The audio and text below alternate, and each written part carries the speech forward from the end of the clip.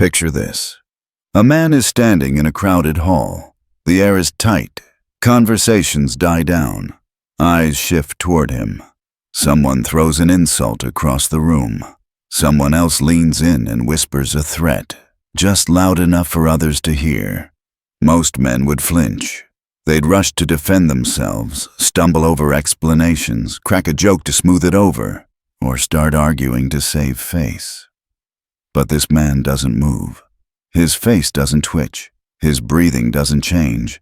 He just looks still. And in that stillness, something strange happens. The room adjusts around him. The people who expected a reaction suddenly feel exposed. The ones who laughed feel awkward. The tension doesn't crush him, it crushes everyone else. His silence is louder than their shouting.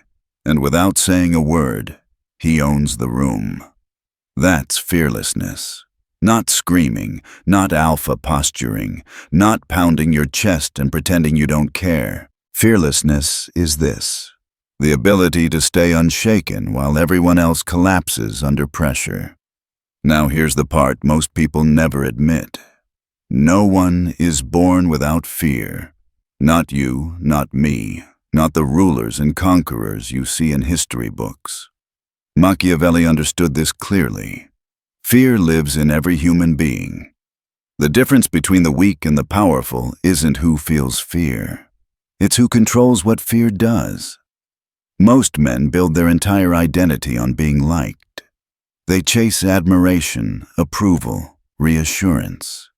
Their confidence sits on other people's reactions. As long as there are smiles, praise, and claps, they feel strong. But when that approval disappears, so do they.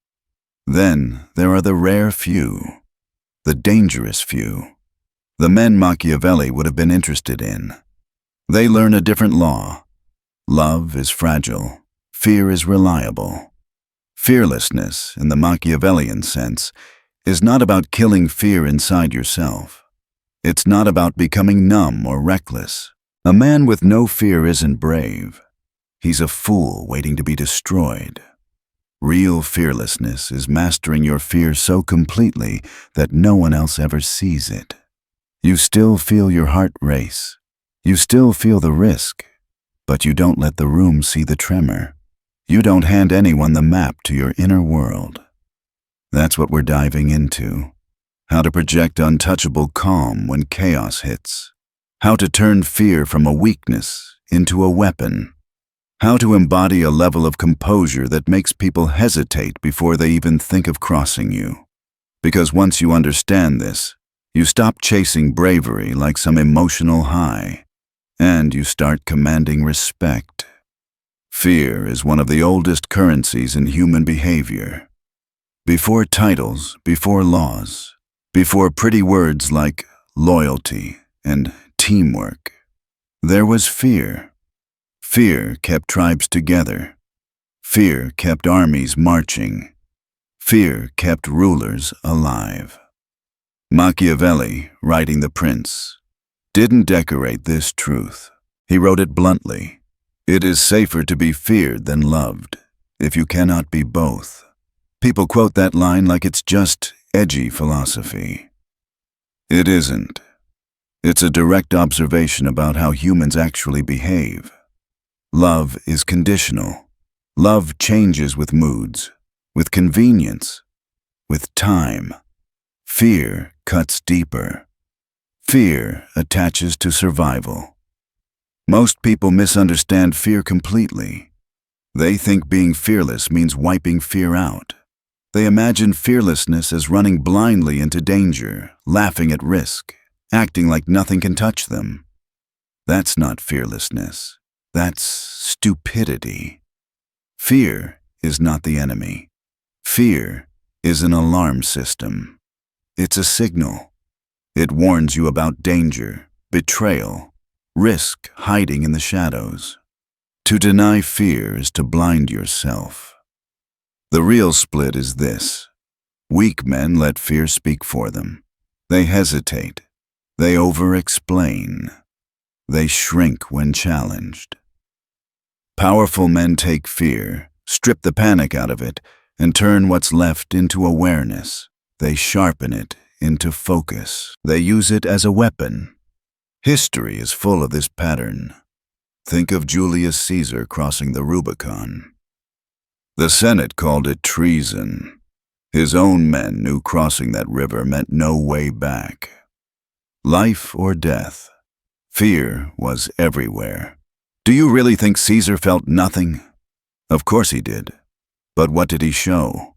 Not doubt, not tremors. He walked forward with absolute certainty. That certainty wasn't just courage. It was a performance of fearlessness. And that performance crushed hesitation in his ranks and turned anxious soldiers into loyal fanatics. Or look at Alexander the Great, outnumbered, outmatched on paper, facing brutal terrain and massive armies. Yet what did his men see? Not a boy leading them. A king who seemed incapable of panic. Maybe inside he felt it. Outside, calm, composed, relentless. That illusion of fearlessness carried him through battles he should have lost. This is what Machiavelli meant when he obsessed over appearances. Men judge what they see, not what you feel. You can be shaking inside. If you appear steady, you become steady in their eyes. And in the world of power, that's enough. Fear doesn't need to disappear for you to look untouchable. It just needs to be hidden. Now compare that with the average man. He feels fear and immediately broadcasts it. You can hear it in his voice, see it in his eyes, watch it in his fidgeting, his over-talking, his excuses. In that moment, he marks himself as prey. Because here's the brutal reality. People don't follow men who flinch. They follow the man who looks like he cannot be broken, even if that appearance is an illusion. Modern psychology even has a name for this. Researchers call it emotional contagion. Fear, calm, or confidence spreading through a group like a virus. One man panics, the room cracks. One man stays calm, the room stabilizes. Fear spreads, calm spreads. Both are contagious. The only question is, which one do you transmit? Machiavelli saw this centuries before science put numbers on it. He knew rulers are actors as much as leaders. The show of fearlessness wasn't optional. It was survival, and nothing has changed. Whether you're in a boardroom, a relationship, a negotiation, or a street confrontation, people are watching how you carry fear. Show it openly, and they will smell blood. Hide it, master it, project calm, and they will assume you're untouchable. A prince doesn't need to be fearless. He only needs to look fearless long enough for others to lose their nerve. Power does not go to the man who feels no fear. It goes to the man who makes everyone else feel their own fear more than his. That's the first step toward real fearlessness. Stop trying to erase fear. Start controlling how it appears. Fearlessness isn't something you're born with. It's something you train. Every soldier, every ruler, every conqueror in history felt fear before the clash. The difference wasn't in their biology, it was in their discipline. Machiavelli believed a prince must always be preparing for war, even in times of peace. Because when the storm arrives, it's too late to start practicing. The same truth applies to fearlessness. You cannot wait until the pressure hits, until someone challenges you publicly, until the moment of crisis, to suddenly decide, all right, I'll be calm now. It doesn't work like that. Fearlessness has to be rehearsed long before it's needed. So how do you practice it? Let's start with the first skill, restraint. Most men expose their fear through words. They talk too much. They explain too quickly. They defend themselves before anyone even attacks them.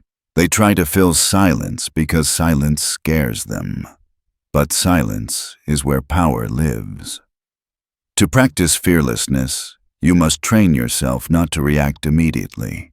When someone accuses you, mocks you, questions you. Don't rush to defend yourself. Don't panic to clarify. Don't scramble to reassure. A Machiavellian man waits. He lets silence stretch until the other person starts worrying about their own words.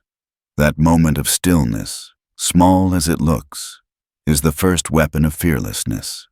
You're teaching yourself and everyone watching that your emotional world does not move just because someone else pushes. The second skill, exposure. Comfort is a drug. It numbs you. It softens you. And the softer you become, the more fertile your mind becomes for fear. To strengthen your relationship with fear, you have to step into controlled discomfort. That means deliberately doing the things that make you uneasy. Face rejection. Sit with solitude. Try things you might fail at. Remove the small comforts you cling to.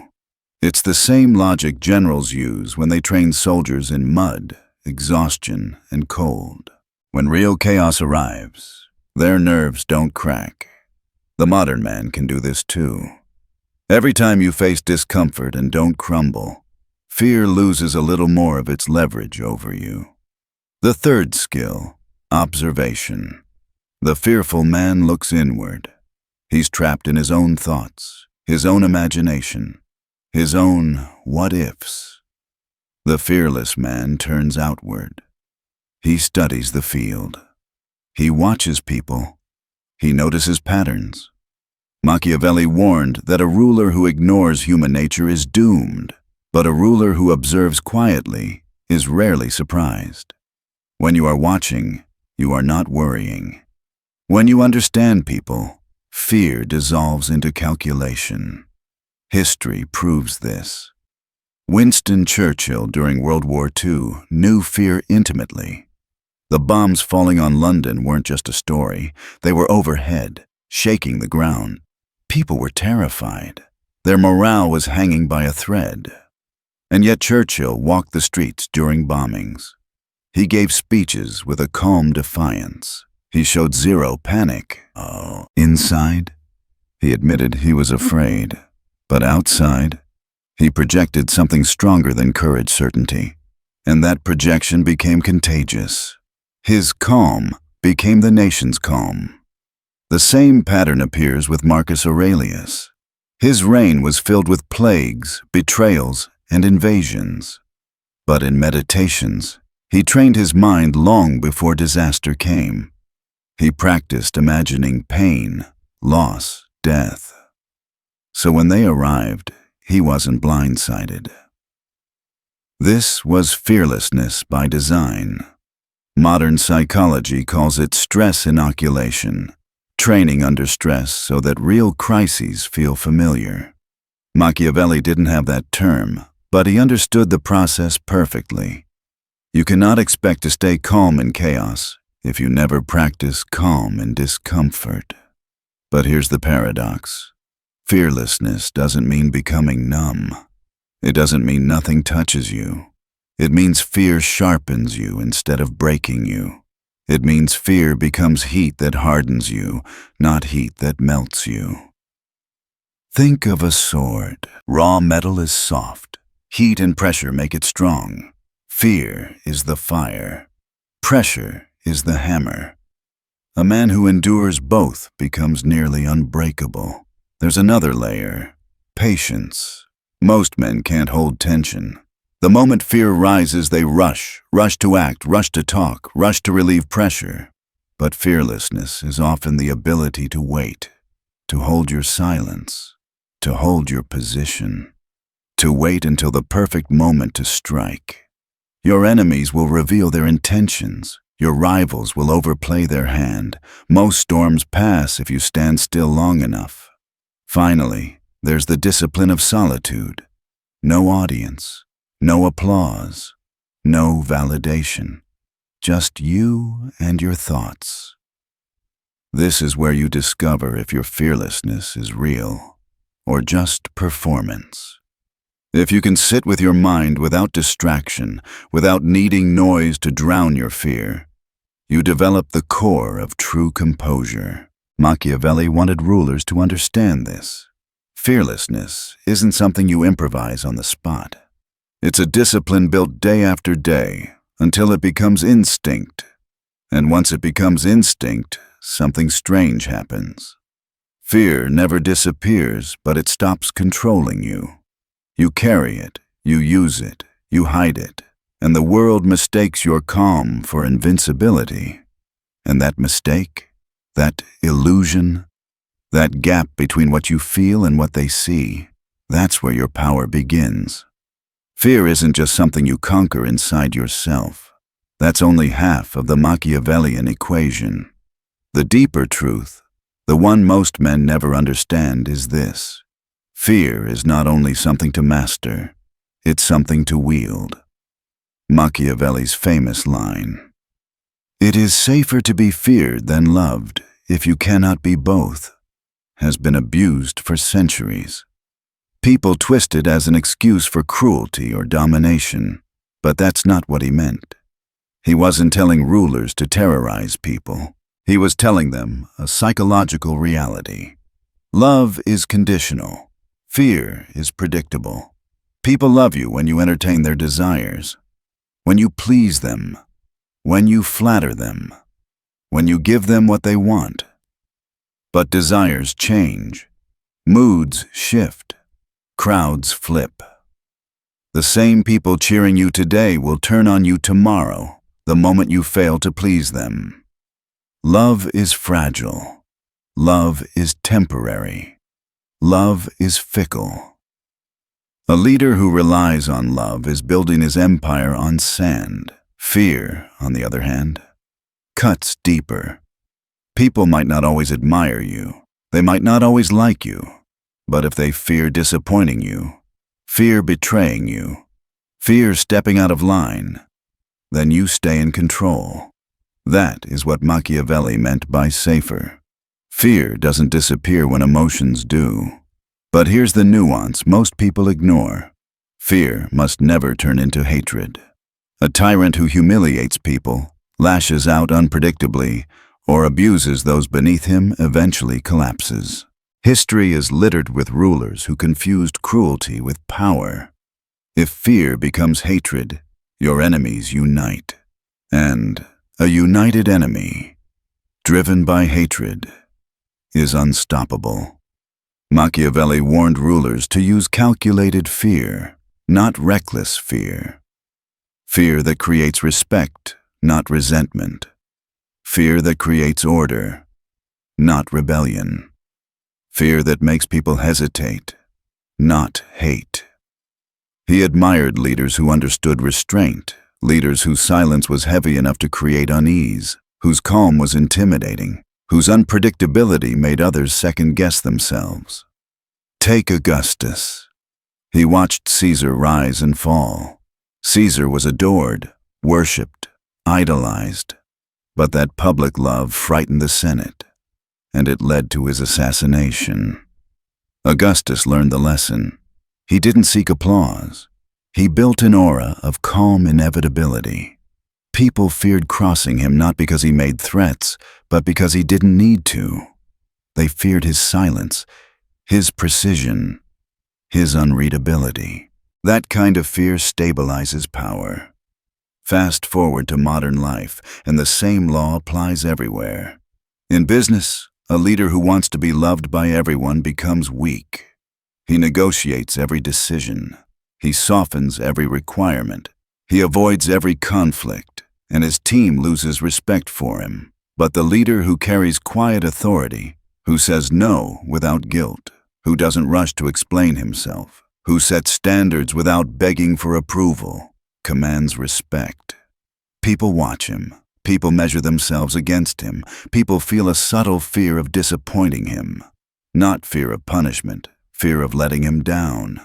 That's the strongest form of fear a leader can create. This is Machiavelli's version of fear. Not brutality, not cruelty, but a steady aura of seriousness. People feel the weight of your presence. They feel the consequences of crossing you, even if you've never said a word about consequences. Fear is not the whip. Fear is the shadow. Fear is the silence after your name is spoken. That's what Machiavelli respected. But there's another side to this. Fear creates clarity. When people love you, they lie to you. They flatter you. They tell you what you want to hear. They hide their betrayals and their motives. But when people fear disappointing you, they reveal their truth. Fear shortens the distance between who they pretend to be and who they really are. Fear strips away masks. That's why rulers who leaned on fear tended to survive longer than those who leaned on affection.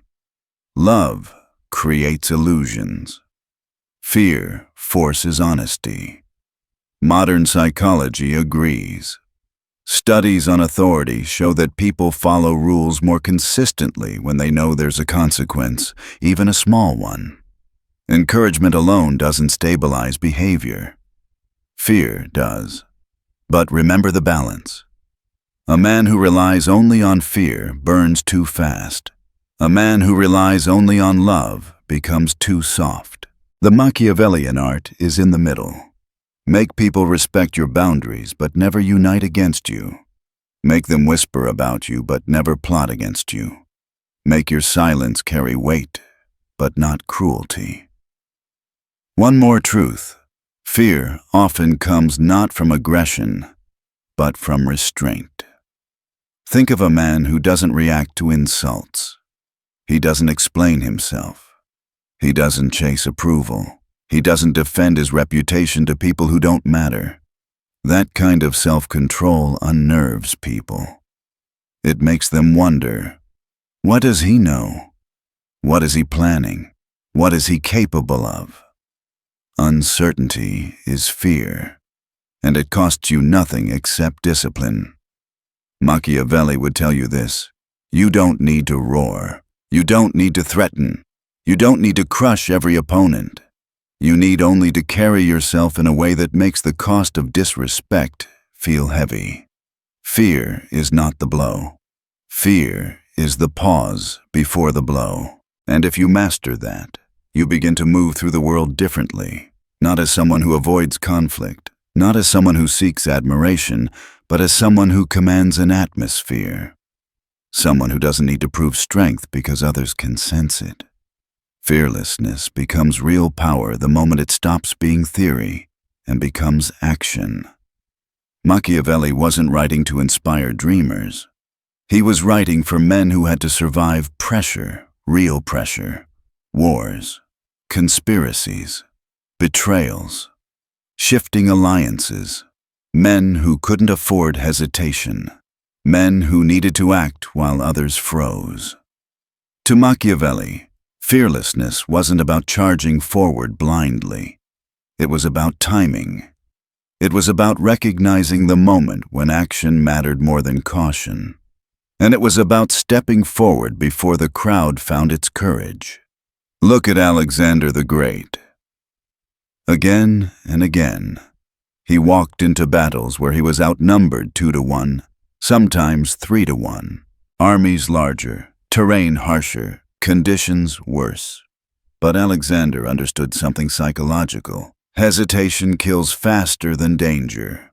Moving first creates shock, and shock creates fear. He didn't win because he ignored fear.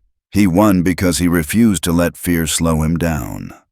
That's what Machiavelli admired: decisive fearlessness.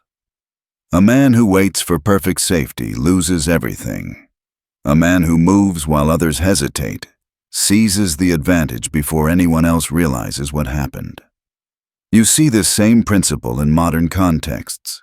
Winston Churchill wasn't fearless because he was blind to danger. He was fearless because he saw danger clearly, saw it better than those around him, and still pushed forward. While other leaders in Europe wanted peace, compromise, delay, Churchill stood firm. He projected certainty, and that projection gave his nation something to anchor itself to. A fearless leader doesn't pretend the danger isn't there. He acknowledges it, measures it, and moves anyway. Psychology calls this action bias, the tendency for bold action to command authority when everyone else freezes. The man who moves first gains power instantly. People assume he knows something they don't. His decisiveness becomes its own form of intelligence, even if he is just moving with conviction. This is why Machiavelli stressed decisiveness. When fear dominates a room, the first man to act becomes the center of gravity. The room orients around him. The fearful follow him. The hesitant crumble before him. But fearlessness isn't only movement. Sometimes it's stillness. Picture a tense negotiation. One side yells, threatens, raises the volume. Most people would crack under that pressure, rush to respond, or reveal their insecurities. The fearless man doesn't. He listens. He watches. He stays silent. His calm becomes discomfort for everyone else. His stillness becomes psychological pressure. His lack of visible fear becomes a weapon. Machiavelli valued this as much as bold strikes. True fearlessness means knowing when to step and when to stand still. A man who can remain unmoved in chaos radiates a level of power that doesn't require aggression. Sometimes the pressure of staying calm is more threatening than any outward attack. And sometimes fearlessness means walking alone. Machiavelli himself lived this truth. After being exiled from Florence, disgraced, cut off from everything he once controlled, he didn't beg to return. He didn't grovel. He didn't panic. He retreated into silence and study. In that isolation, he wrote The Prince, the book that outlived every man who plotted against him. That was fearlessness, not fighting a losing battle, not scrambling for approval, but choosing solitude over desperation, choosing strategy over emotional impulse. Fearlessness is not always loud. Sometimes it's the refusal to be hurried into bad decisions. You also see this in business. Take Steve Jobs returning to Apple. He didn't tiptoe. He didn't try to win everyone's love. He cut projects ruthlessly. He ignored popular opinion. He made bold, unpopular moves because he understood something simple. Fearlessness isn't recklessness, it's conviction. The conviction to walk the path others are too timid to face. That's the modern battlefield. Not swords, not trenches, but boardrooms, decisions, competition, pressure. Fearless leadership in the modern world is choosing the path that others are scared to walk. It's ignoring the noise. It's trusting your calculation. It's seeing opportunities before the fearful dare to look. But Machiavelli gives a warning. Fearlessness must be disciplined. The fool confuses recklessness with courage. He rushes into battles he doesn't understand. He takes risks without considering consequences. He mistakes noise for strength, and he dies quickly, literally or metaphorically. True fearlessness is always paired with calculation. Fortune favors the bold, Machiavelli said, but not the blind. Boldness without strategy is suicide. Boldness with strategy builds empires. So how do you practice this in daily life? You start small. Fearlessness isn't about chasing physical danger. It's about training your nervous system to stay steady while your fear tries to hijack you. In everyday life, this looks like speaking last in a meeting instead of rushing to be heard, holding your silence when accused instead of scrambling to defend yourself, walking away from approval instead of chasing it, choosing deliberate calm over emotional noise, acting on opportunities before you feel ready. These feel small, but they sharpen you. They go against instinct. They break the pattern of fear controlling your behavior. Every small act builds your capacity for bigger acts. Every act of restraint builds mental armor. Every act of boldness builds strategic courage. Because at the center of Machiavelli's philosophy is this: the world belongs to the man who moves when others freeze. Fearlessness is not the absence of fear. It's the refusal to let fear make your decisions. And every moment you choose patience, silence, action, or solitude becomes part of the discipline that turns composure into instinct, and instinct into presence. Fearlessness, in Machiavelli's world, and in ours, is the difference between the man who bends under pressure and the one who becomes a pillar for everyone around him. But Machiavelli didn't limit this lesson to kings, generals, or politicians. He understood something deeper. Fear rules ordinary men far more than they realize. Fear of rejection, fear of failure, fear of embarrassment, fear of judgment, fear of standing alone. These fears follow men into their careers, their relationships, their ambitions. They shape choices that look practical, but in reality, they're just fear wearing a disguise. A man doesn't speak up in a meeting because he fears looking foolish. He refuses to take a risk because he fears failing publicly. He stays in a toxic situation because he fears being alone. He avoids opportunities because he fears responsibility. He agrees to things he doesn't want because he fears disappointing people. Fear becomes the quiet ruler of his life. And the worst part? He calls it being realistic. Machiavelli would call it self-deception. To live with personal power, you must adopt the same strategy he gave to princes. Never let fear dictate your actions. This doesn't mean recklessness. It doesn't mean pretending fear doesn't exist. It means you learn to act in spite of fear, not because of it. Fear is natural. Obedience to fear is learned, and it can be unlearned through practice. The first transformation happens in your perception of yourself. When you walk into a room projecting calm, intention, and presence, people assume you're confident, even if you're uncertain inside. Perception shapes reality. Machiavelli taught that appearance often matters more than truth. So apply that to your daily life. You don't need to become fearless overnight. You just need to carry yourself as if fear isn't in control. Start small. When you would normally stay quiet, speak. When you would normally avoid eye contact, hold it. When you would normally say yes to avoid conflict, say no. When you would normally explain yourself to everyone, stay silent. These are not dramatic acts. They are small rebellions against fear.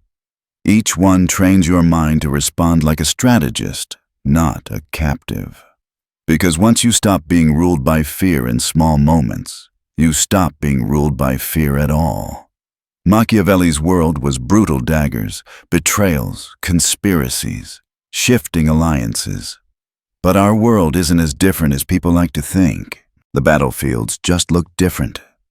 Your battles happen in conversations, decisions, negotiations, ambitions, and the quiet moments where you choose between courage and comfort. The enemy is not an army, it's hesitation. Fear still governs most men today. Fear of losing their job, fear of looking weak, fear of taking a risk others might judge. And that fear keeps them living small. It keeps them obedient. It keeps them average. But Machiavelli would tell you this: safety without courage is just another form of slavery. To live Machiavellian fearlessness today is not about chasing danger. It's about no longer bowing to it. Fearlessness is asking for the raise others are too scared to demand. It's starting the business others laugh at until it succeeds. It's confronting betrayal calmly, without emotional collapse. It's choosing silence instead of over-explaining your worth.